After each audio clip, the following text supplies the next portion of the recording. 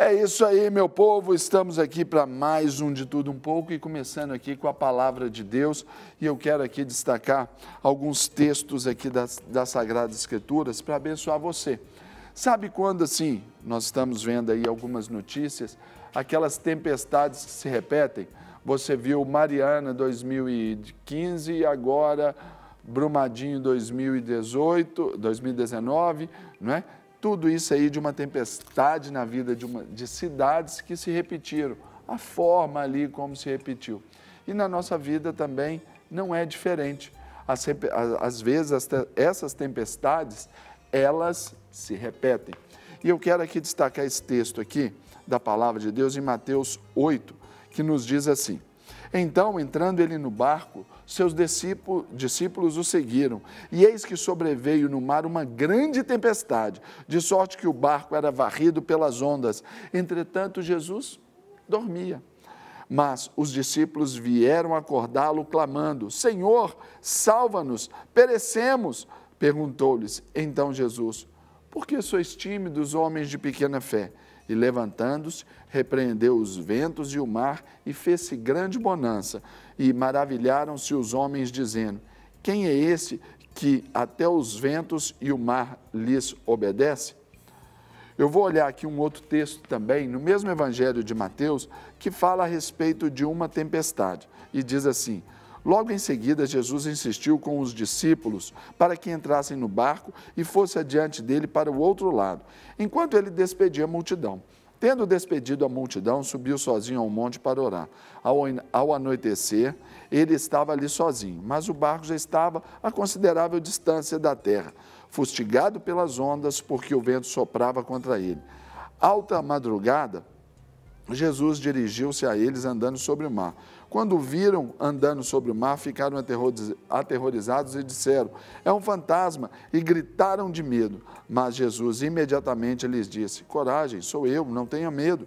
Senhor, disse Pedro, se és tu, manda-me ir ao teu encontro por sobre as águas. Venha, respondeu ele. Então Pedro saiu do barco, andou sobre as águas e foi na direção de Jesus. Mas, quando reparou no vento, ficou com medo e, começando a afundar, gritou: Senhor, salva-me! Imediatamente Jesus estendeu a mão e o segurou e disse: homem de pequena fé, por que duvidou?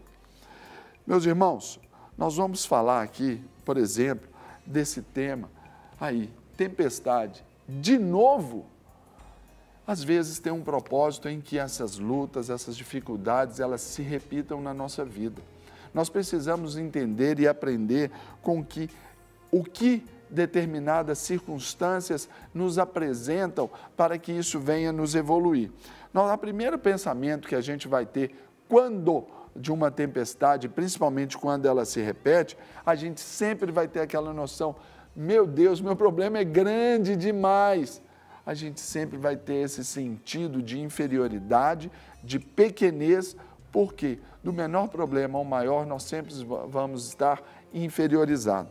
Mas note bem, aqui a diferença entre o primeiro texto e o segundo texto. No primeiro texto, a diferença básica está ali, que na primeira tempestade, Jesus dormia no barco, para mostrar que ele, como Deus, tem o controle de todas as coisas e não há o porquê de se apavorar.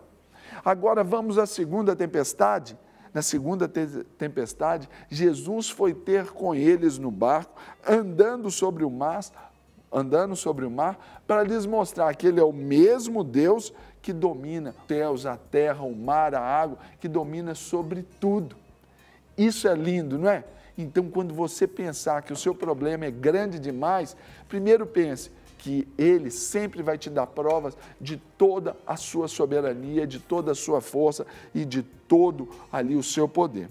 O segundo pensamento que nós vamos ter quando diante de um problema, e é uma tendência natural, é de pensarmos que nós estamos sozinhos, que ninguém ali se interessa, ninguém é capaz de nos ajudar, que a coisa está só sobrando para a gente. Observe bem o que essas duas tempestades aqui, elas nos apresentam. Na primeira tempestade, Jesus chamou os discípulos e, entrando ele no barco, seus discípulos seguiram. Ou seja, a presença de Jesus sempre vai ser a garantia que o nosso barquinho ele não vai afundar. Por quê? Jesus sabia que ele ia morrer na cruz e não num barco. Ou seja, ele sabia do amanhã, os discípulos não. Mas os discípulos tinham que confiar na pessoa dele no barco. Agora, a segunda tempestade está nos mostrando aqui que Jesus já deu uma outra ordem de mandando-os embarcar e passar adiante dele para o outro lado. Enquanto isso, Jesus subiu ao monte para orar. Jesus ele estava vendo ali os discípulos passarem aperto. Ou seja, com Jesus no barco, ou ainda se você pensar que você está cumprindo uma ordem e achar que ele não está, saiba que ele contempla sempre a sua necessidade. Outra coisa que a gente pensa aqui quando vem as tempestades, ou elas sucedem ou elas se repetem, é exatamente o sentido de medo e falta de fé. Na primeira tempestade, Jesus perguntou aos seus discípulos: por que sois tímidos, homens de pequena fé? Medo é essa mentira de Satanás para nos aprisionar. Medo vai ser aquela condição para nos paralisar. A segunda tempestade, Jesus mostra que eles eram de fato medrosos e que eles precisavam de vencer isso e ficaram aterrorizados e exclamaram: é um fantasma! E tomados de medo, gritaram. Jesus então estava mostrando que eles precisavam vencer. E a prova desse sentido pedagógico, esse sentido de ensino ali infantil, né, essa didática que Jesus usou, ela se retratou naquilo que Pedro se estabeleceu. Pedro não gritou: ah, sai daqui. Ele já começou a fazer a prova do Senhor. Se é o Senhor mesmo, manda aí sobre as águas. E sobre aquela palavra ali, onde ele estava andando de fato, não sobre as águas. Ele estaria, desculpa a minha interpretação, Pedro não andou sobre as águas, ele andou sobre a palavra de Jesus. Quando Jesus disse: vem, ele saiu do barquinho, pisou no V, no E, no M e foi reparar. Está vendo? Que ali Pedro, ele provou o Senhor e então ele precisou de eliminar o medo e a fé. Mas quando ele deu espaço para o medo e a fé ser minado por causa das circunstâncias, ele começou a submergir. Pedro era o que de profissão? Pescador? Isso mesmo. Mas por que ele pediu salva-me? Naturalmente ele devia saber nadar. Ou seja, porque o medo e a falta de fé, eles roubam a nossa consciência. Algo que é importante a gente fazer um comparativo também nessas duas tempestades e ver por que elas sucederam e às vezes os problemas na nossa vida é porque os aprendizados são muitos. Nós vamos ver quando nós começamos a questionar sobre isso. Por que estamos passando por isso? Como se a gente tivesse que ficar imune a problemas, não é verdade? Mas nós não estamos imunes aos problemas. Nas primeiras tempestades, os discípulos perguntaram: quem é este que até os ventos e o mar ali lhe obedecem? No fundo, os discípulos ainda, naquela primeira tempestade, não tinha dimensão real de quem era o Senhor. Agora, na segunda tempestade, os discípulos declararam convictos: verdadeiramente és filho de Deus. Está vendo que houve uma evolução? Um texto em Mateus capítulo 8, um outro texto em Mateus capítulo 14. Experiências da vida que nos fazem aproximar do Senhor. Então, quando você estiver passando por uma tempestade, uma dificuldade, eu sei que é difícil, eu sou assim, isso aqui é para mim, começou comigo. E eu quero dizer para você o que eu disse para mim e o que eu aprendo para mim. Não questione. Apenas reconheça o Senhor Jesus como Salvador, como Senhor, como soberano, como onisciente, onipotente, onipresente. Você vai pensar que se a tempestade se repetir, o milagre cada vez vai ser maior.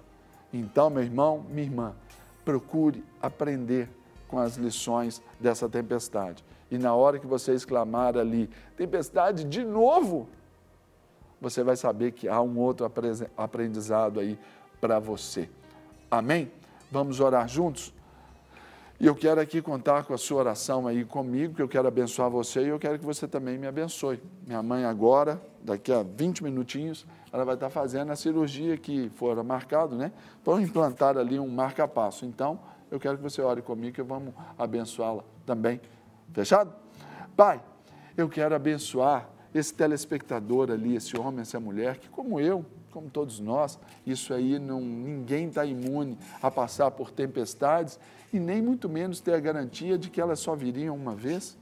Pai, eu quero pedir que a Tua bênção venha sobre as nossas vidas, de forma que os aprendizados para essas tempestades, o reconhecimento do Senhor, o reconhecimento da ordem do Senhor, o reconhecimento da autoridade, da soberania, do senhorio do Senhor sobre as nossas vidas, que ele se efetive na nossa história, que a falta de fé, o medo sejam eliminados da nossa vida por causa dessa fé vibrante, essa fé ativa, essa fé, ó Deus, tão positiva para as nossas vidas, que nos norteiam para o sentido de vida natural, mas que nos levam a desejar uma vida espiritual muito próxima aí do Senhor, Pai.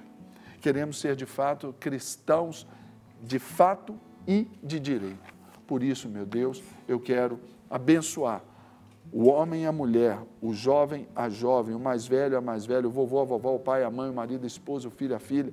Quero abençoar a família que nos assiste agora, de onde estiver, sejam agora agraciados pelo poder do Senhor, abraçados pelo Teu Espírito, animados em fé, ali, ó Deus, fortalecidos no Senhor. E eu abençoo a minha mãe, que agora passará por essa cirurgia, conduza as mãos dos médicos, controle ali, Deus, a sua vida, as suas emoções, que ela esteja ali guardada pelo Senhor e que nada que não seja da Tua soberana vontade, ó Deus, venha acontecer e que ali o Teu favor se efetive e se manifeste. Eu abençoo a sua vida, abençoo os meus irmãos, cunhados, os meus sobrinhos, os meus filhos e que de uma forma tão especial o Teu nome continue sendo glorificado na vida da minha mamãe. Eu abençoo todos aqueles que estão enfermos, ministrando essa bênção de cura, de restauração, em nome de Jesus. Abençoo a família brasileira e abençoo também o nosso país. O nosso país que está sendo marcado por um novo tempo, mas tem nesses dias sido marcado por tragédias, marcado por notícias fortes, marcado por mortes. As de Brumadinho, esses rumores em Barão de Cocais, Deus, agora, aquela tragédia no Rio de Janeiro por causa das chuvas, onde quase mais de 6 pessoas morreram. Hoje, ali no Clube do Flamengo, onde 10 pessoas também morreram por causa de um incêndio, tantos lugares. Pai, que a onda de paz do Senhor, a glória do Senhor que cobre toda a terra, cubra a extensão do nosso país. Abençoamos o nosso país, abençoamos a autoridade máxima da nossa nação, um presidente eleito que agora está lá no hospital. Que o Senhor esteja também com essa unção de cura, Deus, tocando a vida dele, tocando ali, ó Deus, toda forma de infecção, eliminando em nome de Jesus, e que o presidente da República Federativa do Brasil possa levantar e resplandecer para cumprir o propósito, o chamamento do Senhor aqui para ele. Em nome de Jesus, nenhuma arma forjada contra a vida dele irá prevalecer, porque nós confiamos no Senhor. O abençoamos em nome de Jesus, abençoamos a nossa nação em nome de Cristo Jesus. Amém. Amém, meu povo? Amém mesmo? Gente,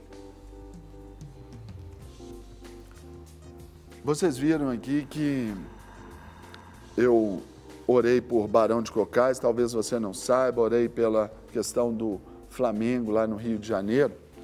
Ontem eu estive lá em Brumadinho, né, para ajudar naquela distribuição de Bíblias. Eu estive lá para fazer ali aquele contato com os moradores, né? Tive um contato com a ministra Damares Alves, que lá esteve também, para dar esse apoio, para ver o que pode fazer ela, né, dentro do ministério no ministério dela, que é da mulher, da família e dos direitos humanos. Ela estava lá presente para defender, sim, os direitos humanos. Então, foi muito interessante.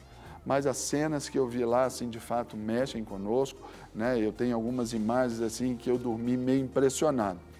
E, na madrugada, assim, ouvindo ali, assim, um rádio, e me deparei com a notícia. Moradores aqui de uma cidade bem próxima aqui da gente, Barão de Cocais, aqui em Minas Gerais, né, perto dali na Serra do Caraça, eles foram retirados às pressas de suas casas nessa madrugada após um alerta da empresa Vale do Rio Doce, devido a um sinal de desnível na barragem sul superior da mina Gongo Sul. E nós vamos acompanhar agora um vídeo de um morador do local. Acompanhe. Aí, galera, ó. Sirene ligada, ó, aqui na mina do Gongo aqui, ó. Não sabe se é barragem que estourou, não sabe que é. E eu tô vazando, eu vou ficar nessa aqui não. Tá doido? Ninguém fala nada, não sabe se tá testando, se alguma barragem estourou, cara. O pessoal aqui do... Atenção, isso é uma emergência. Atenção, atenção. Esta é uma situação real de emergência de rompimento de barragem. Abandonem imediatamente suas residências, sigam pela rota de fuga até o ponto de encontro e permaneçam até que sejam repassadas novas instruções. Atenção, atenção, isso é uma emergência. Atenção, atenção, esta é uma situação real de emergência de rompimento de barragem. Abandonem imediatamente suas residências, sigam pela rota de fuga até o ponto de Você tá doido? permaneçam até que sejam repassadas. Sai fora dessa porra aqui, meu filho. Ó, tá doido? Acontecer o que aconteceu em Brumadinho, não, rapaz. Você tá doido? Aqui, ó, o pessoal, como é que tá aqui, ó. Opa! Tá doido, rapaz? Sai fora. Ó, meu filho, acelera. Ó. Caralho. Aí Minas Gerais acorda com mais uma notícia de uma possível, né, tragédia como essa, agora entendendo que a coisa estava sendo feita. Está sendo feito da forma correta, porque a empresa que foi chamada para poder atestar os laudos de segurança dessa barragem, eles não quiseram dar o atestado, então a Vale do Rio Doce, por medida preventiva, então emitiu esse sinal de alerta, não é? Para poder então fazer ali essa evacuação de toda a área de risco, especialmente, já está sendo feito ali agora, lá na cidade Barão de Cocais, os funcionários da Vale, os voluntários estão colhendo ali o cadastro dessas famílias, já estão encaminhando para os hotéis na cidade e em Caeté também, de forma que ali essa situação, de uma certa forma, esteja sendo minimizado todos os riscos para a vida humana. A gente tem notícias de que pessoas ainda não desocuparam seus imóveis, estão ali apegados ali à sua terra, com medo de ser assim, o que vai ser daqui por diante? Então, ainda tem esse tipo de risco aí e nós acordamos com essa outra triste notícia. Então, oremos também ali por Barão de Cocais para que isso se resolva, algo efetivo seja feito, sem qualquer prejuízo à vida humana e também à natureza em outro desastre ambiental, porque ali outros rios também podem ser contaminados, enfim, a gente precisa fazer aí ter esse tipo de ação. E agora, aqui vocês têm aqui do portal G1, né, que é a chamada para essa notícia, onde cerca de 500 pessoas são retiradas de suas casas por causa da barragem da Vale, em Barão de Cocais, em Minas Gerais. Foi lá que eu passei alguns dias das minhas férias do mês de janeiro do ano passado. Cidade linda, acolhedora, Serra do Caraça, um lugar maravilhoso. E ali, mais uma vez, devastado ali pela ganância dos homens. E há uma outra notícia também que eu quero passar para vocês também, triste, que requer também todas as nossas atenções e orações, porque famílias foram envolvidas.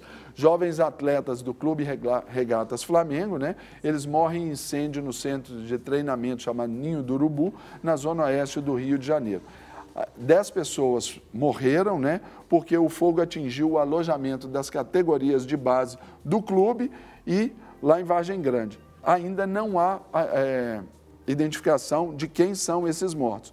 e 3 outros adolescentes saíram feridos. Detalhe que dentre esses 10 existem uns funcionários, né, que foram mortos, parece que foram 4 atletas do clube e 2 que estavam fazendo testes ali para ingressar no clube lá no Flamengo, né? Sonho de pelo menos aí até então 6 jovens, 6 meninos ali por causa de um incêndio. Certamente as investigações começarão, né, para ver ali qual a extensão e qual o início, né, de toda essa tragédia aí. Então, força aos familiares desses 10 que morreram aqui, todas as famílias, talvez meninos que vieram de longe, esses que estavam em teste possivelmente de outro estado, né? Os outros que lá estavam também podem ser de outros estados também, porque estavam lá morando no alojamento, natural que sejam de outros estados.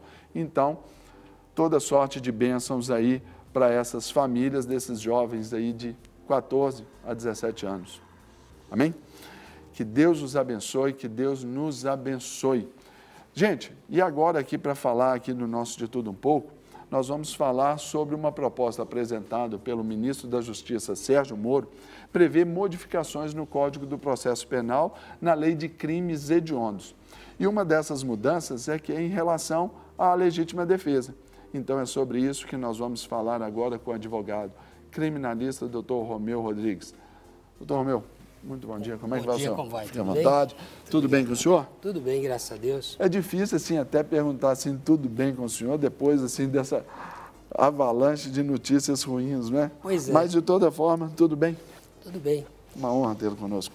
O prazer é meu de estar nesse programa, um programa de ampla audiência em Minas Gerais, com uma pauta sempre de interesse social e, embora as notícias iniciais sejam de tragédia, esperamos agora poder contribuir um pouco com os telespectadores a respeito desse projeto anticrime proposto pelo ministro da Fazenda, Sérgio Moro.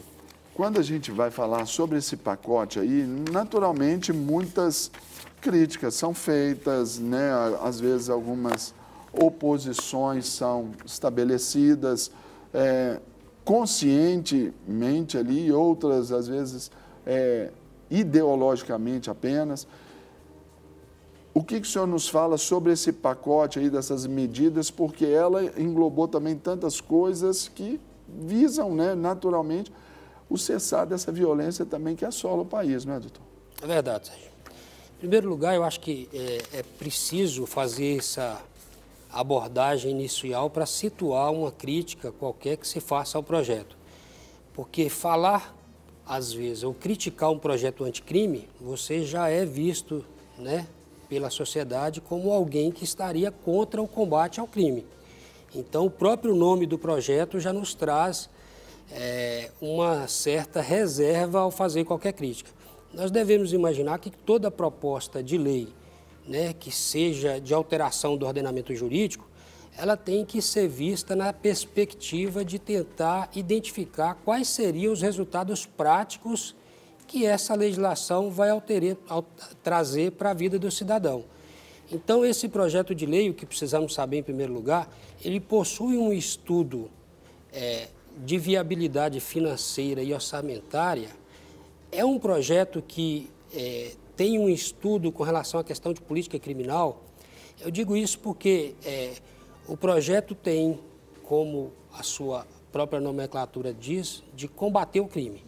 O escopo dele tem 3 principais frentes, né? Que é corrupção, o crime organizado e os crimes violentos. Perfeito. O seu escopo, esses 3 são as 3 frentes, né? Dentro disso, o que eu vejo e que é importante entender é que o projeto ele é moldado com uma ideia de que a política criminal do encarceramento possa resolver a questão da criminalidade do nosso país. Então, por essa ótica, de uma maneira geral, sem especificar cada ponto do projeto, nós já podemos imaginar, temos experiência no nosso ordenamento jurídico a respeito de que o endurecimento, ou seja, o recrudescimento do direito penal, não resolve o nosso problema de criminalidade. É só lembrar a lei dos crimes hediondos, que de lá para cá endureceu em muito a reprimenda, nós tivemos uma explosão do sistema carcerário e a sensação de segurança hoje, o índice de criminalidade nunca esteve tão alto como nós estamos. Então, por esse caminho, ou seja, o remédio não é adequado no sentido de combater a criminalidade. Esse é o primeiro ponto. A dosagem dele foi mais forte. E uma outra questão também que pouco se diz é com relação a um problema. Eu até estava aqui ouvindo as notícias e fico imaginando a situação em que Minas Gerais se encontra com relação aos problemas da barragem. O sistema carcerário hoje, eu poderia dizer que é um pouco semelhante a isso. Nós temos, frequentemente, todo mês de janeiro, no norte do país, uma explosão de uma rebelião no sistema carcerário. Mas o sistema carcerário do Brasil como um todo está para explodir. Nós temos hoje a terceira maior população carcerária do mundo. O sistema carcerário custa para a sociedade, é bom que se diga isso, um preso custa para a sociedade R$ 2.400 por mês. 2 salários mínimos e meio, mais ou menos. No estado do Amazonas, esse valor dobra. O investimento que se faz em educação, no ensino fundamental, é de R$ 2.200 por ano. Então, a crítica primeira que eu faço ao projeto é que, para combater a criminalidade, nós precisamos investir em educação. O Japão e a Alemanha são as potências que são hoje, porque fizeram uma opção pela educação e não por um aumento do direito penal. Precisa-se dizer também que o direito penal, ele, ao contrário do que muita gente imagina, ele não serve para prevenir o crime. Porque quando o crime acontece, todos os estratos de controle já falharam, desde a família até as agências repressoras do Estado. Então, pensar só no aumento de pena, ou seja, no encarceramento, nós não estaremos... Tem que trabalhar a prevenção, né, doutor? Exatamente. Então, nós vamos ver aqui, até para que o telespectador entenda, dentro dessas medidas, as principais propostas da legítima defesa. A primeira, coloca aí na tela, por gentileza, produção, que diz a inclusão de uma causa de redução até a metade ou isenção da pena em caso de excesso na ocorrência de legítima defesa pelos motivos de medo, surpresa ou violenta emoção. Doutor, comente para a gente. Essa alteração, para nós do direito, entendemos que é desnecessária porque ela insere um conceito abstrato, indefinido, como causa de excludente de ilicitude. Ou seja, o processo penal, que vai apurar a responsabilidade daquele contra qual se imputa uma acusação de prática de crime, ele é sempre um processo que é desenvolvido para, de alguma forma, tentar produzir as provas daquele evento que aconteceu no passado. É o fato jurídico, né? Exatamente. Então, imagine o policial, ou ali não é questão só do policial, é genérica, mas imagine o cidadão dizer para o juiz que ele se excedeu porque estava com medo. Medo é um estado emocional provocado por um risco de perigo ou de ameaça real, imaginário ou hipotético. Então, não há como aferir isso. A abertura é muito grande, então a crítica é essa. Não haveria necessidade, porque a legislação já permite uma causa superior de excludente, que é a pessoa, se por alguma outra maneira ela não tinha uma condição de se defender, aquilo, na interpretação do juiz, já é perfeitamente analisado. Até porque esse tipo de reação emocional aí que entra no campo abstrato também já seria considerado, né? Perfeitamente. A segunda tela, então, para a gente, produção, a gente colocar aí sobre os principais propostas sobre a legítima defesa, diz para a gente sobre medidas relacionadas à legítima defesa. Parágrafo 1º. O agente, em qualquer das hipóteses deste artigo, responderá pelo excesso doloso ou culposo. Segundo, o juiz poderá reduzir a pena até a metade ou deixá-la de aplicá-la se o excesso decorrer de excusável medo, surpresa ou violenta emoção. E aí o que o senhor fala para a gente? Porque, de toda forma, o agente, em qualquer das hipóteses, ele vai responder pelo excesso, doloso ou culposo, com intenção ou sem intenção, né?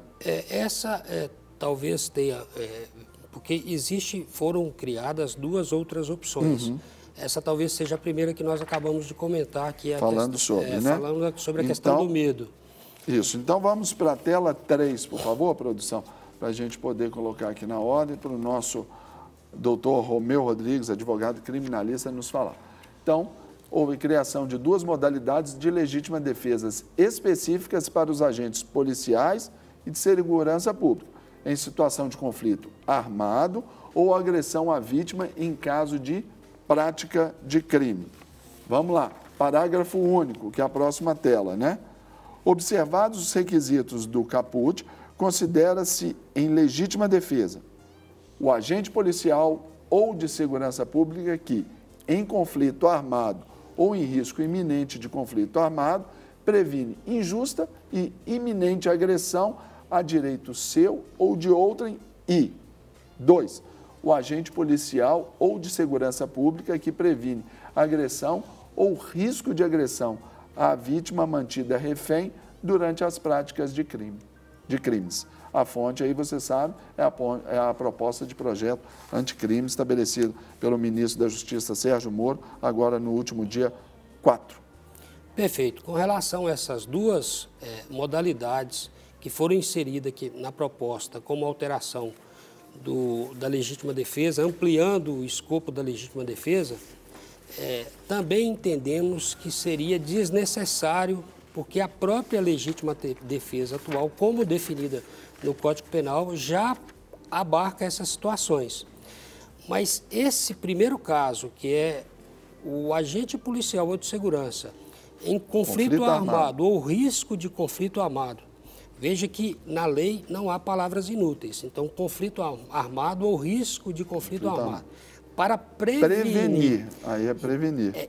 Essa é a situação complicada, porque isso é de um abstrativismo tão amplo, porque imagine o policial que esteja em operação em qualquer conglomerado de Belo Horizonte, em uma favela, vamos utilizar, né? Não é o termo mais correto, mas ali naturalmente é um local de alto índice de incidência de crimes. Então, e até aqui como de uma presunção de um conflito armado. Exatamente. Então, assim, existe também aquela situação em que o policial, como que ele vai prevenir a iminência de um risco? Ou seja, é por isso que a imprensa e alguns críticos mais severos têm colocado o projeto como uma licença para matar. Pois é, mas até na verdade não é, porque é só o fato de ir para uma operação como essa, naturalmente ele já vai, a ostensividade dessa missão, ela já é essa forma até de prevenção, porque os policiais já vão, pelo menos assim, com as suas armas ali, os seus escudos, suas estratégias, já todas bem estabelecidas, já é a forma de prevenção. Então, tenha do outro lado. Pois é, Serginho, mas aí que está o grande problema. A legítima defesa, como o próprio nome diz, ela é um instrumento de defesa e não de operação policial. Você não pode fazer uma operação policial, e é essa a mensagem equivocada que a alteração passa às corporações militares. Que aí é onde entra essa ideia errônea de licença para matar, não é isso? Não é isso. Mas, na verdade, nós temos que nos preocuparmos, investir mais nas agências de polícia. Não só na questão de estrutura, né, física de operação, mas na questão da remuneração mesmo. O policial, ele tem que ter... E serviço de inteligência, Serviço de inteligência, ele tem que estar preparado com relação à proteção da vida e dos direitos humanos, porque o policial, quando sai em atuação e é uma operação de risco, ele está ali para nos proteger. Claro. Essa é a nossa missão. Imaginarmos que o policial precise de uma abertura tão ampla para estar em operação, eu acho que é um risco desnecessário. Eu creio, na minha opinião, é totalmente desnecessário. Isso sem levar em conta que qualquer operação do policial que infelizmente ceife a vida de alguém, aquele policial será julgado por um órgão... Como nós falamos anteriormente. E é por um órgão do Estado. Porque da maneira como a lei se propõe, o projeto se propõe, fica parecendo que alguém vai acusar o policial de uma maneira injusta, limitando a atuação dele, colocando o policial fragilizado em uma operação. Como se fosse um réu comum ali diante daquele tribunal, né? O policial, ele é um agente de segurança. Isso aqui é importante deixar claro. Já tem uma condição especial por isso. Ele tem, inclusive, a palavra do policial é tida como fé pública. Ou seja, toda essa questão, assim, nós não podemos passar para o policial de que ele tem essa abertura, que o policial pode agir com medo, preocupado com surpresa. Não é esse o cenário que nós vivemos. Até porque não é nem a proposta, às vezes, das operações, né? Exatamente. Então, fica a crítica, porque inclui na lei, e isso, quando a gente fala, é uma lei, né, de âmbito, a lei federal, para se aplicar em todo o país, em qualquer circunstância. Não devemos nos esquecer de que, invariavelmente, somos seres humanos falíveis. O policial que tem uma abertura como essa pode agir, às vezes, de uma outra maneira equivocada. Então, já é até intuitivamente, como se aquilo ali já fosse totalmente o respaldo, que é onde que se caracteriza aí esses rótulos de licença para matar. Perfeito. Não é isso?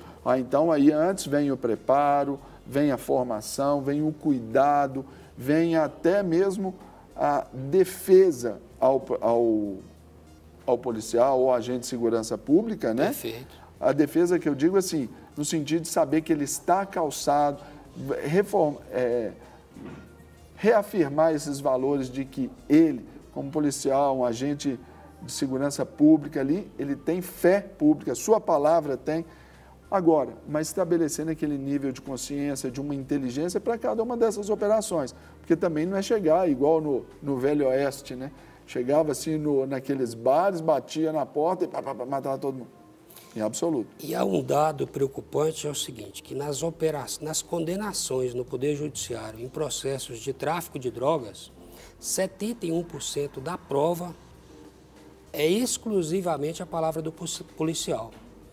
Então, nós não podemos, não porque o policial seja... Isso nunca perdeu esse valor, né, doutor? Pelo contrário, né? Então, assim, nós não podemos passar para o policial uma mensagem equivocada. O policial tem que ser cada vez mais um policial integrado à comunidade. A comunidade tem que se sentir prestigiada com a presença do policial, porque ele está ali... hoje, por exemplo, a gente vê aqui comumente, especialmente em Belo Horizonte, ali o estabelecimento das bases comunitárias, é saber que o policial é a proteção do Estado para cada um dos cidadãos, né? Perfeito. Em Minas Gerais, nós temos que aproveitar a oportunidade e elogiar a gloriosa Polícia Militar, sim, o exemplo de trabalho que tem prestado o Corpo de Bombeiros nesse desastre, né?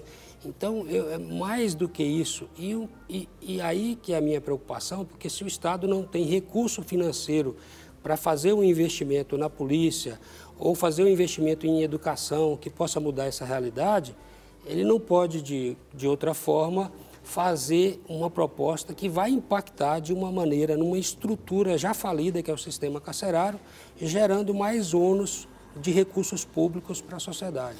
Agora, doutor, como leigo, então, eu pergunto para o senhor assim, para a gente até depois ter um depoimento aqui. Essas foram as medidas, foi um pacote de propostas estabelecidas ali pelo ministro da Justiça, doutor Sérgio Moro, com ênfase aí nesses 3 principais pilares: corrupção, crime organizado e crimes violentos. Uma vez que até seja ali um ciclo retroalimentar nesses 3 níveis, se a gente for olhar. Mas se isso são propostas, essa discussão ela ainda vai se estender até mesmo para estabelecer mesmo esse fato concreto para que a lei estabeleça de uma forma até concreta essas linhas de ação também. Esse é um processo natural dessas propostas, não é? Perfeito. Isso na verdade, é uma proposta, uma proposta de projeto de lei que será encaminhada ao Congresso Nacional.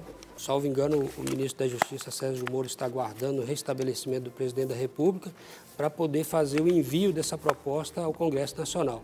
E lá no Congresso Nacional ela será amplamente debatida. Várias entidades já se propuseram a criar comissões especializadas para discutir o tema. E lembrando que nós temos desde 2010, no Congresso Nacional em debate, a reforma do Código de Processo Penal, que engloba muitas dessas questões. E que agora pode ser até startado para fazer essa reforma, né? Perfeitamente. Então vamos assistir um depoimento aí sobre a questão da legítima defesa. Eu peço à produção para colocar na tela, por favor. Olá, meu nome é Carlos, sou líder do GAP, o Grupo de Ação Política da Igreja Batista da Lagoinha. Eu vejo com bons olhos o projeto anticrime elaborado pelo ministro Sérgio Moro, principalmente no que diz respeito às mudanças de legislação de legítima defesa. Com certeza, o bandido vai pensar 2 ou 3 vezes antes de atacar um cidadão de bem, já que ele mesmo poderá sofrer um forte contra-ataque. Além disso, os nossos policiais poderão trabalhar com mais autonomia, exercendo a sua vocação, que é a defesa do cidadão de bem, e sem o risco de ser processado pelo Estado. Que o Brasil aprove esse projeto de lei e possa dar um basta de vez na criminalidade. Ali é a posição, né, do nosso Carlos Said para poder ele ver com bons olhos. De uma forma geral também, doutor Romeu, para a gente dar assim, sentidos finais aqui à nossa boa prosa, é uma valorização também, uma mostra de que o Estado, a despeito de tem que valorizar a educação, tem que investir na educação, óbvio, isso aí é muito óbvio, tem que fazer mesmo, né? Mas o crime organizado, diante desse cenário que nós vivemos aterrorizados aí, com medo o tempo todo, ele também já precisa de uma medida mais imediata, mais efetiva. Então, esse pacote ele também ressalta essa preocupação do Estado com a segurança do povo. Até porque os níveis que vai tomar, por causa da corrupção, do crime organizado, das violências, que, como eu disse, tem viés político, afeta economias e a gente precisa prestar atenção nisso, não é, doutor? Perfeitamente. Eu acho que a proposta em si, como um todo, ela vai ter posições contrárias, né, e vai passar por um debate. E é importante que isso seja feito. É lógico que nós abordamos aqui a questão da legítima defesa, mas o projeto ele é bem mais amplo no sentido daquilo que foi dito com relação ao reflexo dessas medidas no sistema prisional. Mas toda a discussão que se faz com relação à segurança pública de iniciativa do governo federal é importante porque, de fato, a sociedade clama por uma solução para este grave problema. A nossa colocação e a nossa contribuição, outras virão com certeza, é de que esse combate, como diz na entrevista, o final da entrevista que foi transmitida agora há pouco, é que essa proposta de endurecimento do crime, de reforço do combate ao crime com a violência... Até do que já existe, do que já existe, não seria o caminho adequado, mas é uma proposta que será encaminhada ao Congresso Nacional e lá mas terá também que precisa ser feita. Se numa ordem de prioridade não é a primeira, mas ela precisa ser tomada, não é? Lógico, com certeza. Os detalhes disso será construído na discussão do projeto. Foi feito um estudo aí e publicado aí no periódico JAMA que sugere que a redução da pressão arterial a níveis abaixo do padrão usual pode diminuir aí o risco de comprometimento cognitivo leve, né? Uma condição aí que muitas vezes precede a demência. É sobre isso que a gente vai bater um papo agora com o cardiologista, doutor Fabrício Pelucci Machado. Muito bom dia, doutor. Bom dia, obrigado. Seja muito bem-vindo. Obrigado pela nova oportunidade para esclarecer a população também. Isso, né? Mesmo, uma honra tê-lo aqui. Venha sempre, é sempre um prazer ter o senhor aqui, viu? Tudo meu. Eu queria que a gente começasse. Vamos explicar o que quer dizer esse estudo que foi publicado, doutor? Esse estudo, só contextualizar primeiro, sim, porque cada vez a população está envelhecendo mais. Então, sim, as doenças crônicas, as doenças do envelhecimento, a gente vai ver mais. Por isso, a importância desse estudo inicialmente. E esse estudo foi feito tentando correlacionar a hipertensão, o controle da pressão com outros eventos teoricamente, de outras especialidades, como, sim, neurologia, por exemplo, né? E viu-se que que é uma hipótese de controle da pressão, então pode reduzir o risco de demência, sim. Olha que interessante, né? E normalmente as demências, a maior parte estão ligadas à maior idade, doutor? É mais comum ao longo do tempo, pelo envelhecimento, por diversos fatores de risco. E tem vários tipos de demência, isso aqui é bom deixar claro também. Por exemplo, tem o Alzheimer, por exemplo. Sim. E o que a gente vai focar, que foi focado nessa pesquisa, é a demência vascular, que tem a ver com a hipertensão, com a diabetes, que são os fatores de risco também. Vamos então falar sobre atitudes que ajudam aí a controlar a pressão arterial. Eu queria que colocasse o primeiro aí na tela para o doutor explicar para a gente. Fala sobre praticar exercícios físicos.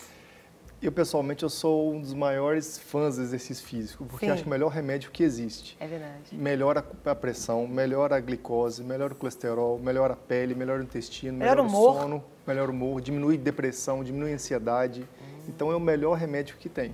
Logicamente, isso tudo vai impactar num risco menor de desenvolver uma demência também. E o senhor observa que, às vezes, as pessoas, essa questão da atividade física tem sido, às vezes, as pessoas têm tido, às vezes, ainda resistência a realizá-la, ou, às vezes, não realizam na quantidade devida, porque também, se você não toma a dosagem certa da medicação, não tem o resultado que você desejaria. Perfeito. Tem vários contextos, por exemplo, tem muita gente jovem que não consegue fazer exercício porque trabalha de dia, estuda à noite, ou tem que cuidar dos filhos, tem um contexto diferente. Sim. Mas o que se percebe é que cada vez mais, assim, principalmente o pessoal mais idoso ou que já está com a carreira um pouco mais estabelecida, tem um tempo maior ou consegue se organizar mais para fazer exercício. E esse comentário seu foi super legal. Teve uma vez, tinha um paciente que era bem obeso e falou assim, olha, eu caminho 1 hora por dia e não consigo emagrecer. Aí eu falei, então tem alguma coisa de errado. Aí eu conversei com ele, mas como é que o senhor faz? Fui tentar destrinchar. Sim. E ele falou, olha, eu caminho devagarinho e tal. Aí eu falei para ele, uma brincadeira, caminhada de shopping não vai emagrecer ninguém. Então, realmente, exatamente, a gente tem que ter uma intensidade um pouquinho maior, às vezes fazer treinos com intervalos, né? Intervalado que a gente fala, correr um pouquinho, andar um pouquinho mais rápido. Pode fazer, e o mais importante de tudo é fazer... Estímulos diferentes. Exatamente. Com aceleração, desaceleração.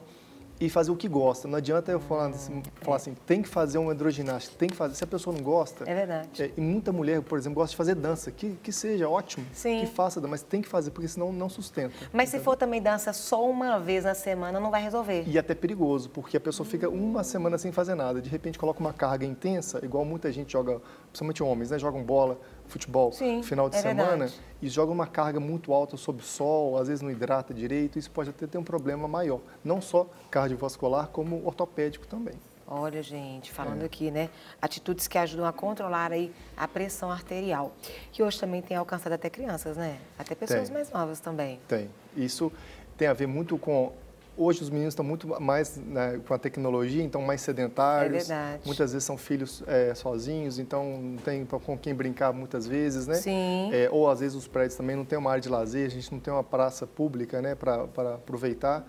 Então as crianças estão mais sedentárias, às vezes também comem lanches industrializados que tem muito sódio. Sim. Então já começa a obesidade desde criança também, aí o sedentarismo. Tem um outro também que é reeducar a alimentação. Alimentos com muito sódio. Refrigerante, gente! Vai, fala, doutora. Eu já tô falando, aí eu. Outro dia fui pegar uma lata de refrigerante, olhei, assim, é 350 ml que tem a lata. Sim. Ele só quis fazer a porção, as medidas de acordo com 200 ml. E tinha 21 gramas de açúcar. Nossa. É coisa absurda. Fora que corrói os dentes pela acidez, Sim. irrita o estômago.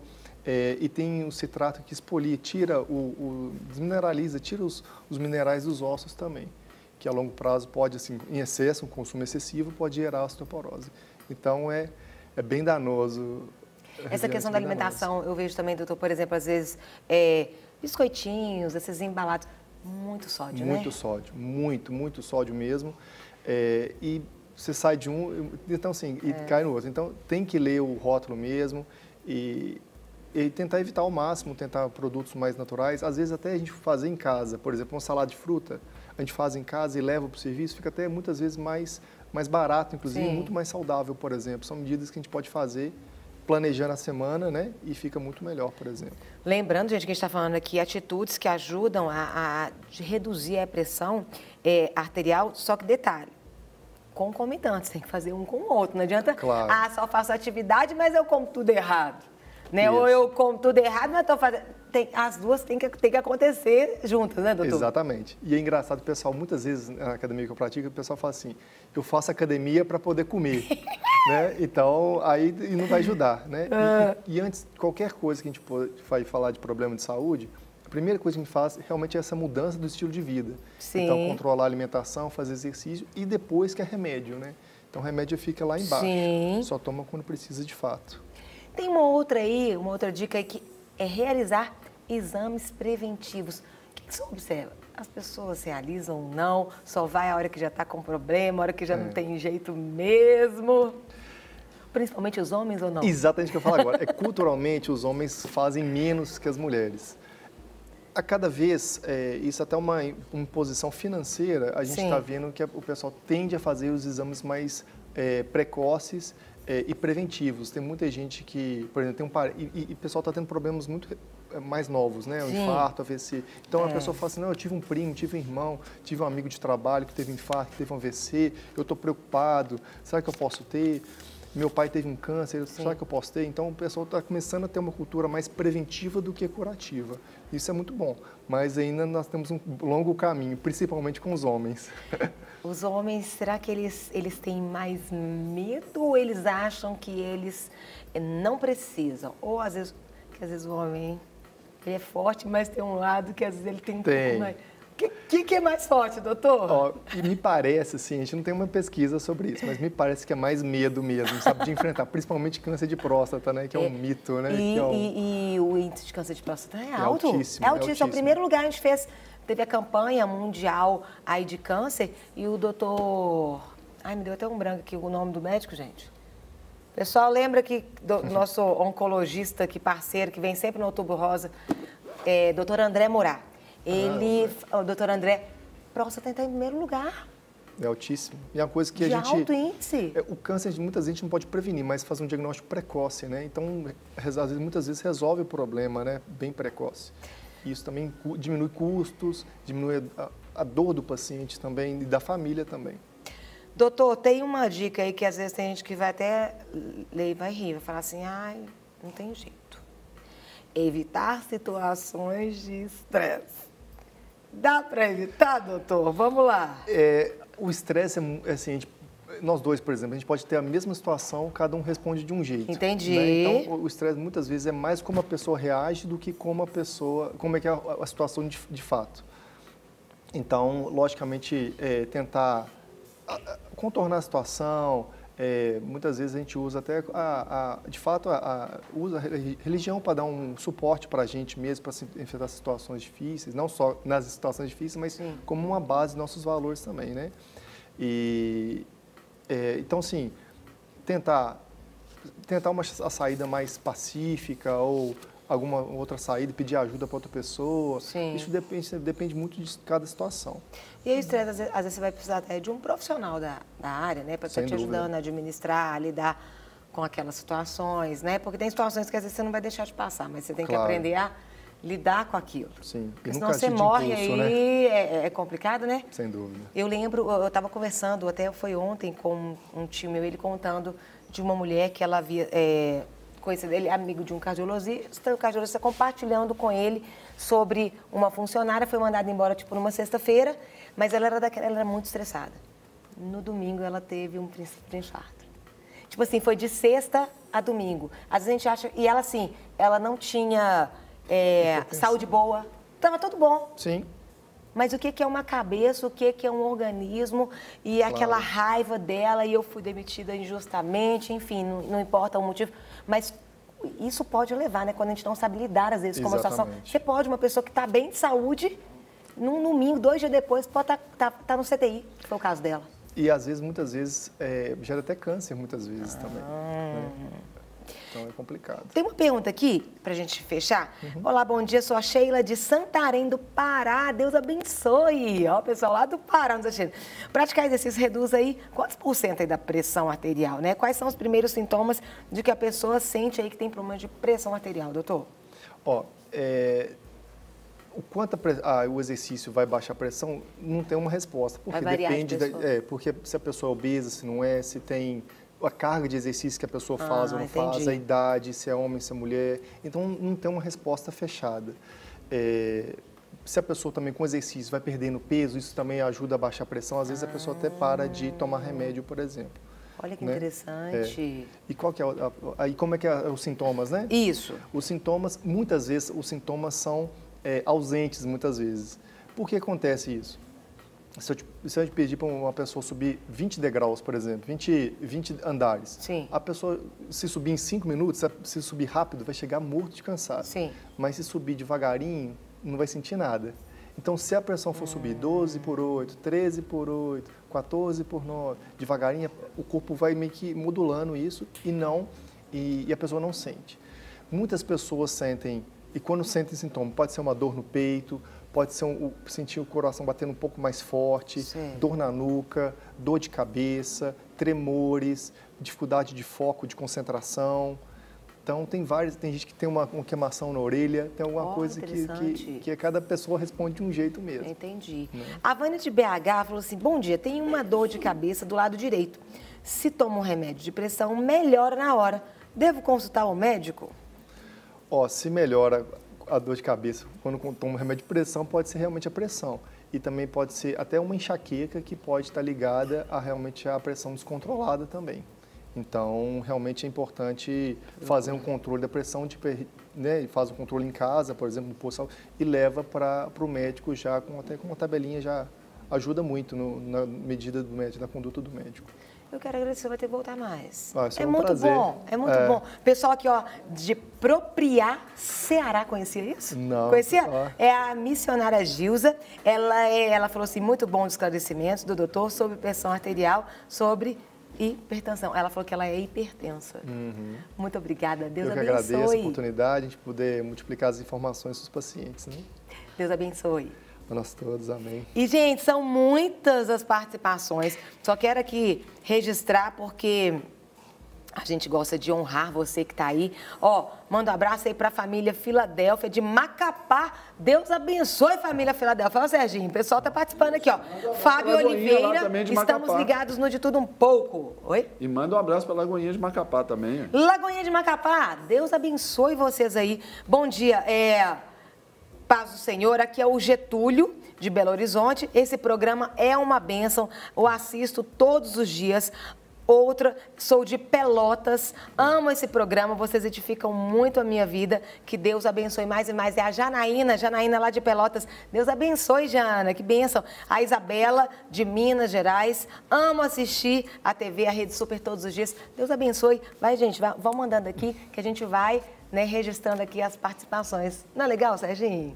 Legal tantos demais, locais, já falamos Malta. aqui, Macapá, Belém, Sergipe. Já tivemos da Suíça aí, interior verdade. de Minas, Piranga, gente, só gente bonita, só gente bacana.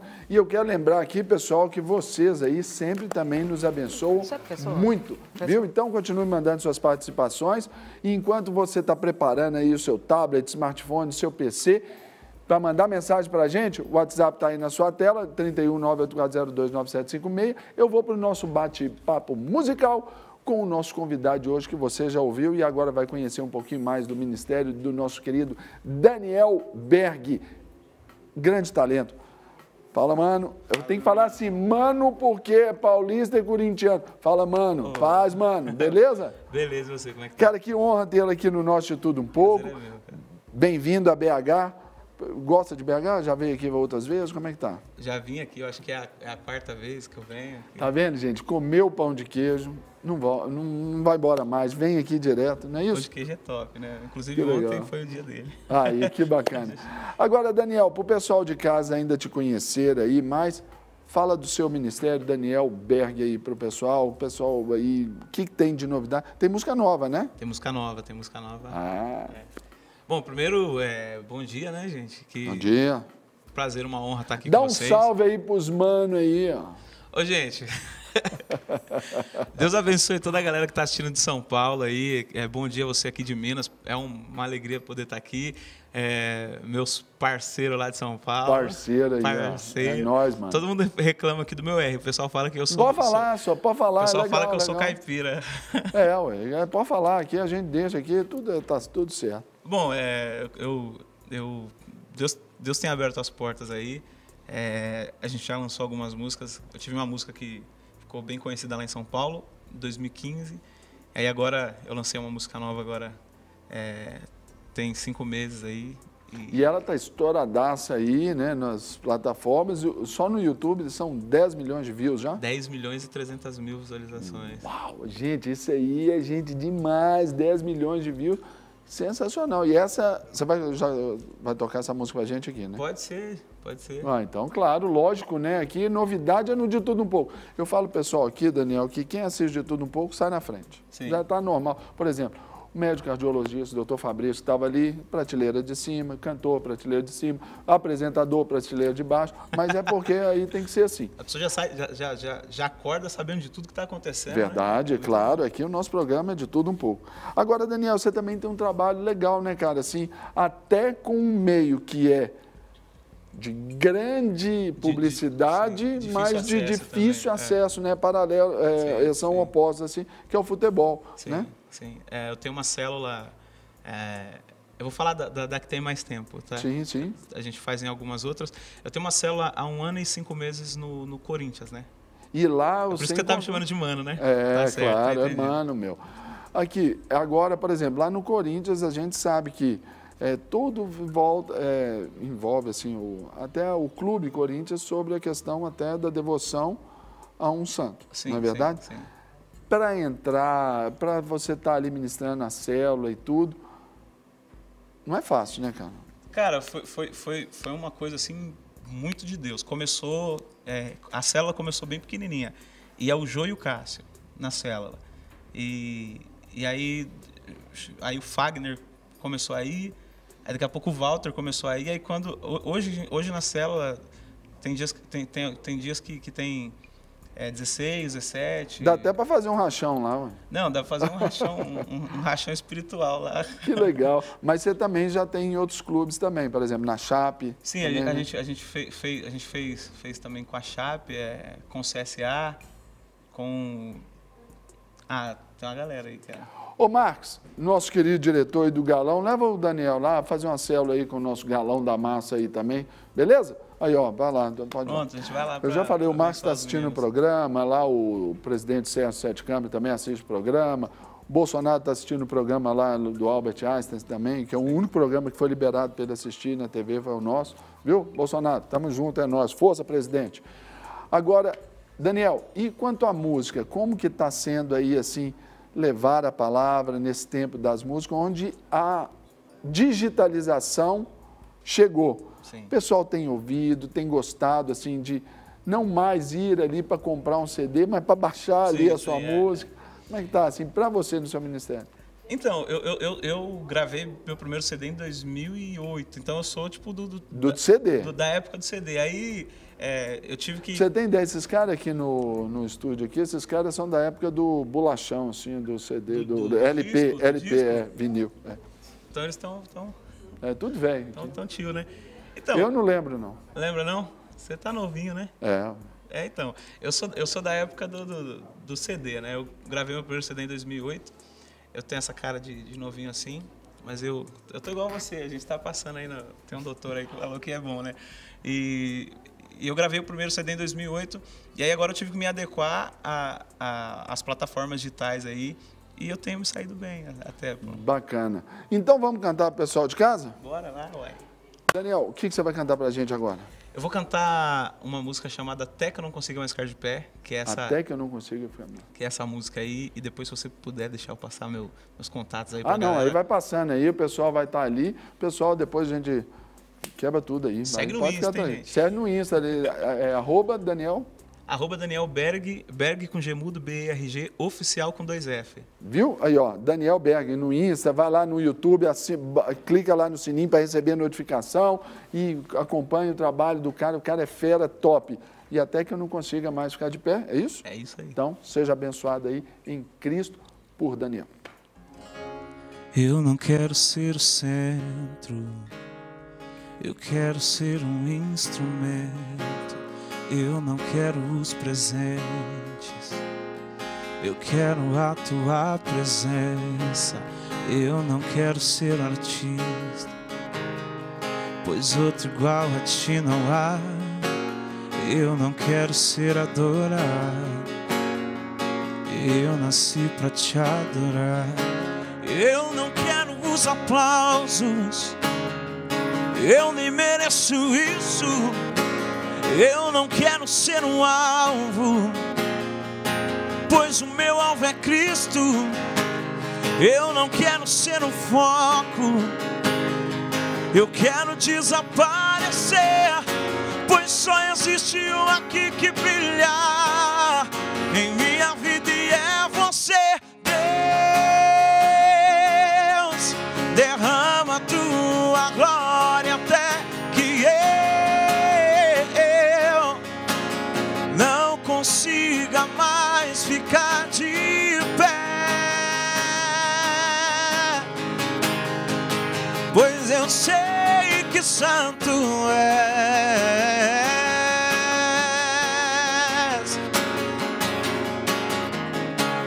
Eu não quero ser o centro, eu quero ser um instrumento. Eu não quero os presentes, eu quero a tua presença. Eu não quero ser artista, pois outro igual a ti não há. Eu não quero ser adorado, não, não, não. Eu nasci pra te adorar. Eu não quero os aplausos, eu nem mereço isso. Eu não quero ser o alvo, pois o meu alvo é Cristo. Eu não quero ser um foco, eu quero desaparecer, pois só existe um aqui que brilha em minha vida e é você. Deus, derrama a tua glória até que eu não consiga mais ficar de pé, pois eu sei que santo és. Santo,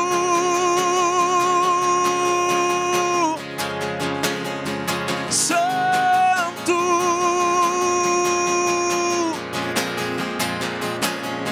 santo,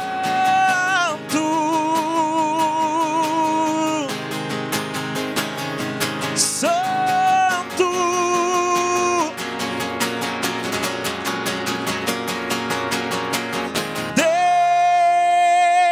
Deus, derrama a tua glória até que eu não consiga mais ficar de pé, pois eu sei que santo és.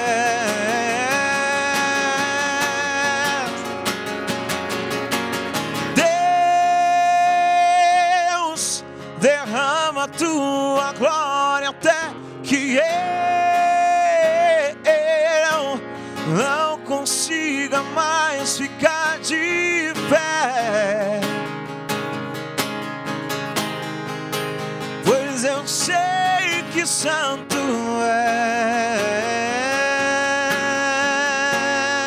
és. Gente, vamos lá. Você tem medo de agulha?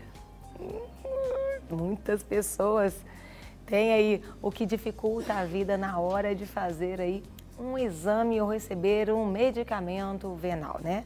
Mas como aí enfrentar esse problema? É sobre isso que a gente vai bater um papo, vai brincar, vai rir, vamos falar sobre a verdade. Vamos bater um papo com a psicóloga Carolina Pacheco, que está aqui, e ainda o especialista em harmonização facial, Roberto Pacheco, que aí enfrenta essa realidade dentro do consultório. Muito bom dia, sejam muito bem-vindos. Obrigada. Que bom ter vocês aqui para a gente falar sobre... É real, não é verdade, gente? É bem real. Medo é uma coisa que as pessoas muitas vezes têm, né? Tem aquele medo que é um zelo, é um cuidado, mas tem aquele medo que te paralisa. Esse aqui é o vilão, o grande desafio. É o que trava, né? Na verdade, quando você vai fazer um tratamento, a questão da agulha, essas coisas causam medo. Sim. Porque, na verdade, isso vem da infância, traumas infantis, de profissionais, às vezes, que não agiram de forma adequada com a criança. Sim. Então, isso é transportado para o consultório, né? É onde a gente conseguiu visualizar muito no nosso trabalho, principalmente na questão da harmonização orofacial, que as pessoas começaram a fazer a harmonização, mas sempre chegavam lá no consultório e falavam: eu tenho medo de agulha, eu tenho medo de agulha. E aí é onde entrou o nosso trabalho junto, nessa questão de ajudar essas pessoas a superar esse medo, né, Alberto? Eu acho não, tenho certeza, o medo protege, né?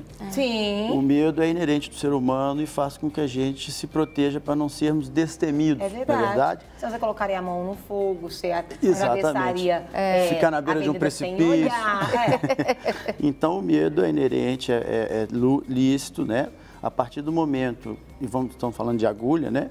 Em que este medo passa do ponto, é o momento em que entra dentro de um consultório odontológico, ou de um consultório médico, ou de um laboratório, que seja, a posição de uma psicóloga, né, de um trabalho psicológico, para que a gente consiga oferecer o melhor para aquele ser humano, né? Sim. Porque no meu consultório tem várias pessoas, independente de ser da harmonização, eu sou implantodontista e periodontista, que estão com os dentes bastante destruídos porque tem medo da agulha, né? Eles não querem enfrentar a realidade de um dentista, e isso é muito mais comum do que a gente imagina, né? E isso acaba que os prejudica de uma maneira sistêmica, vamos dizer, né? De uma maneira do corpo como um todo, né? Eu pergunto, vocês observam, existe sexo feminino, masculino, um ou outro que às vezes tem mais medo em alguns pontos do que outro? O que vocês observam aí, às vezes, na prática? Na verdade, É bom que cada um fala daquilo que tem visto, né? Na verdade, a mulher, ela tem medo, mas ela dribla em função de querer estar mais bonita, entendi. De querer se apresentar. É mais resiliente nisso aí. Justamente. E o homem já fica assim: ai, meu Deus, será que eu vou dar conta? Como é que vai ser essa história toda, né? Inseguro. Fisiologicamente falando, a mulher vem para suportar dores, eu diria, o limiar de dor pela gestação, pelo parto. Isso é uma questão que não tem, acho que, artigo sobre isso. É uma questão pessoal clínica que eu observo no dia a dia. A mulher é mais resistente, sim. Ela encara no dia a dia a agulha, vamos dizer assim, de uma maneira mais natural. Entendi. O homem é mais medroso, realmente. E eu me incluo. Agora, por exemplo, agulha, mas, por exemplo, no caso do dentista, tem diferença do sexo? Ou às vezes também as mulheres também têm medo? Como é que funciona isso aí com relação aí lá dentro do consultório? Eu diria que o homem tem mais pânico, sim. No dia a dia, sim. A mulher encara de uma maneira mais tranquila, normalmente. E eu, dentro da minha teoria pessoal, observei isso, né?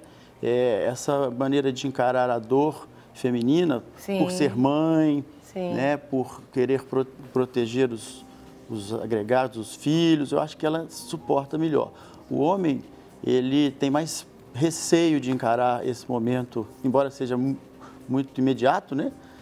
Uma agulhada, mas ele tem mais receio, sim. No dia a dia eu vejo isso. E aí, qual que é a sua opinião? Tem medo de agulha, não tem? Já passou por alguma dificuldade ou não? Manda aqui sua participação, 319-8402-9756. Gui, me peça o microfone, fazendo favor, porque eu tenho que aproveitar. A gente está falando de homem, está falando de medo, está falando de agulha, e programa ao vivo é assim, eu gosto de pegar de surpresa. Eu vou começar aqui pelo nosso câmera fininho. Filma aqui, por favor, porque aqui a gente pega quem não pode fugir. porque senão eles fogem. Fininho, me fale a respeito de agulhas e você. Tudo a ver ou não tem problema nenhum? Tem medo não. Se tiver que doar sangue, vamos doar. Você já doou? Já. Você viu o tamanho da agulha? Com certeza. A doação de sangue, então, não é? Ele chama Fininho? É. Eu trouxe uma seringa carpulha, a gente pode fazer um teste ao vivo. Com certeza. Então, o Fininho não é desses casos. Vamos pro nosso Rick Martin aqui, o nosso Brunão. Brunão, ó, gente, não pode falar mentira não, viu? Porque você e a agulha, como que é essa relação? Tem medo, não. Mas você tem cara de que tá com medo. Não, tem não? Não tem não, tem não. Não? Não. E o nosso Bruninho? Ele o também filho? chora. Ele chora? Ele chora? Ele tem. Aqui, vamos ver. Serginho, você e a agulha, como que é? A gente tá falando sobre medo, agulha. Aqui é galo, Carol Malta. Aqui não tem problema. Você tem medo, não? Não, nenhum, não. Receio? Nenhum. Nem de sangue eu tenho medo. Medo e agulha, você, como é que é? Eu tenho pavor. Pavor! Não, vou ser sincero, né? Mas você sabe de algum motivo que te levou a isso, a ter medo, pavor? Não sei. Não? Não sei, é verdade. Dentista, e você? Se dá bem? Ou você, pelo amor de Deus, não quer ir, não? Não, aí é tranquilo, mas o lance é aqui, né? Aqui? Colocou aqui, não tem como. Vocês lembram daquela filmagem que teve do cara? Gente, vamos doar sangue, vamos doar sangue. Você lembra, gente? Aí na hora que vai, ele solta até um palavrão na hora e falou, meu Deus. Você e a agulha? Não, tem medo. Não? Tranquilo? Podemos fazer um teste ali? Pode. Doutor, vamos aproveitar. Vamos lá. Então, vamos fazer um teste nessas meninas. Você não, aqui já falou. Kiki, agulha e você, e aí? Sou doador, tem anos já, cara. Gente, só tem macho nesse negócio aqui. Foi uma exceção. Aqui tá com uma estatística interessante, aqui tá uma estatística. Eu só tô duvidando do Bruno. O Bruno eu não acreditei muito, não. Eu não acreditei muito no Bruno, não. Ana Carolina, eu queria falar com você aqui o seguinte.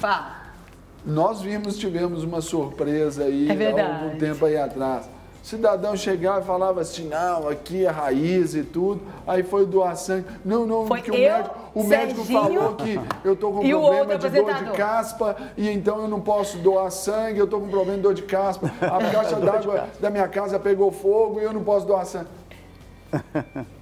Descobrimos lá na hora, né? Na hora. A pessoa descobre umas coisas que ela tem lá na hora, que ela viu o tamanho da agulha. Foi eu, o Serginho e o nosso outro amigo, né? Não dá pra falar, não, né? Eu não posso falar que é o Jean lá. Pode falar que é o Jean, que tá lá em Portugal também, não, né? Pois é. Uma coisa que eu acho interessante dizer, que a Carol comentou, é a respeito desse fator emocional, psicológico, que vem desde quando, da minha graduação, cultural, né? A gente observa que os nossos pais, e isso é categorizado, inclusive, na nossa graduação, na matéria de odontopediatria, é muito comum os pais falarem com os filhos assim, se você não fizer isso, eu vou lhe levar ao dentista, viu? Ele vai te dar uma agulhada. Então, muitas das vezes, nós crianças, os nossos filhos já vêm adquirindo uma fobia sobre esse processo desde muito jovens, né? Então, isso é importante ser dito para a sociedade. Ninguém fica com medo, e hoje, se você for olhar o histórico, tem alguma coisa no histórico familiar que foi dito, alguma barreira foi construída por um determinado motivo. Exatamente. Tem até uma participação aqui, falando o seguinte, a Silvana, obrigada Silvana, ela falou assim, medo de agulha eu não tenho, mas de tirar pontos, passo muito mal, até desmaio. Tirei pontos 2 vezes e passei mal. É comum, né? Na verdade, essa questão da ansiedade mesmo, né? Da questão de voltar novamente no procedimento e ter que remover aquilo, né? Causa uma sofrência mesmo nesse sentido. Né? Tem até um testemunho aqui sobre a agulha. Vamos conferir, depois a gente volta falando sobre isso. Olá, eu me chamo Kelly, sou enfermeira, tenho há 15 anos que eu sou da área de enfermagem. Faço administração de medicamentos injetáveis, né? Tanto endovenoso quanto intramuscular, vacina e assim, faço isso com o maior prazer, a minha rotina todos os dias durante esses 15 anos. Mas quando é para um profissional administrar em mim, que seja intramuscular, endovenoso, eu fico muito tensa, até choro, não gosto de jeito nenhum, corro, de verdade. Quando tem que imunizar, tem que fazer as vacinas, né? Que é obrigatório ter no serviço de saúde, o profissional, eu fico muito tensa, eu não aguento de jeito nenhum, choro, gente, é verdade, eu tenho pavor, horror mesmo. Então, assim, para mim administrar é muito fácil, mas quando a gente faz o papel de ser o paciente, aí a coisa complica mesmo. E aí, gente? Casa de ferreiro. Espeto de pau. Isso é comum acontecer, né? Mas cabe a nós. Hoje, eu até falo que a medicina, a odontologia, a área de saúde, ela vem caminhando para procedimentos minimamente invasivos. Sim. Né? Vamos pensar, implante sem corte, que tem propagandas por aí, artroscopia, você faz 3 furinhos, quer dizer...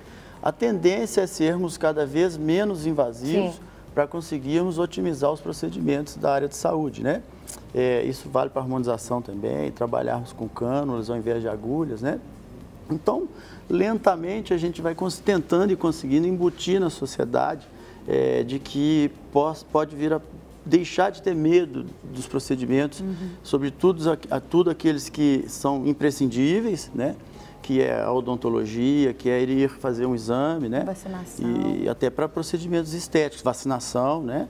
É importante isso aí, paulatinamente, a gente ir conseguindo reverter esse pensamento. É interessante que a gente tem falado sobre, a gente falou semana passada sobre febre amarela, falando sobre que nós temos a vacina disponível, mas as pessoas não têm ido. Não têm ido. E principalmente os homens. Sim. Por medo.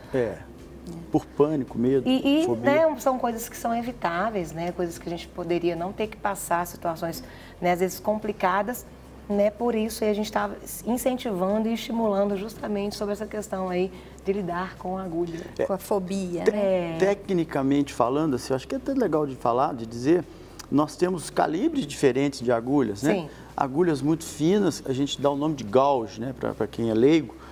O calibre das agulhas. Então, essa seria aquela do diabético, da insulina? A insulina teria, por exemplo, é o contrário. A insulina tem o gauge alto. Quanto mais alto, mais fina ela é. Entendi. Ela é de 30G, por exemplo. A 27G. A agulha do dentista é 30, 27G. Uma agulha de acesso intramuscular, ela vai para 21G. Ela vai diminuindo e aumenta o calibre. Entendi. De acordo com o veículo, com o produto. A de doação de sangue, o calibre dela... Ela pelo densidade do sangue, ela tem que ter um calibre maior, um gauge menor, vamos dizer assim. Né? Se você vai dar uma medicação que tem uma densidade, uma viscoelasticidade maior, você tem que ir com um calibre maior. No caso da odontologia, o nosso anestésico, ele é bem liquefeito, então a gente pode ir com a agulha bem fininha. Entendi. No caso da insulina também, no caso da toxina, do botox, são agulhas bem finas, né? Que praticamente não machucam. Sim, né? sim. De tão fino por questão de pressão. Parece aquela beliscãozinho, aquela formiguinha mesmo, literalmente. Exatamente. Tem até uma participação que fala que é a Fernanda Oliveira, de Ribeirão das Neves. Obrigada, Fernandinha. Eu tinha muito medo de agulha, mas depois que eu engravidei, tive gestação de alto risco, até pelo fato de ser gêmeos, eu acabei acostumando. Ela colocou risadas aqui, pois foram muitas injeções que tomei, tanto para dores quanto vacinas. Né? No caso dela, foi na marra mesmo.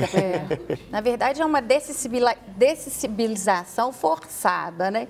Ela teve que é verdade. Né? Vencer o medo e driblar esse medo. Sim. Isso acontece, sim. Que é o caso do diabético, eventualmente. É verdade. Tipo, um que toma insulina todos os dias, a gente, às vezes, o que está ao lado dele, fala, nossa, mas você vai dar essa agulhadinha em ti todo dia? Já acostumei, né?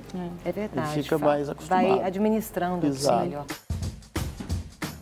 Não quer ficar um segundo por fora da nossa programação? Agora você pode nos acompanhar através das plataformas digitais. Não perca tempo. Acesse, curta e siga-nos. Fique por dentro de tudo o que acontece por aqui.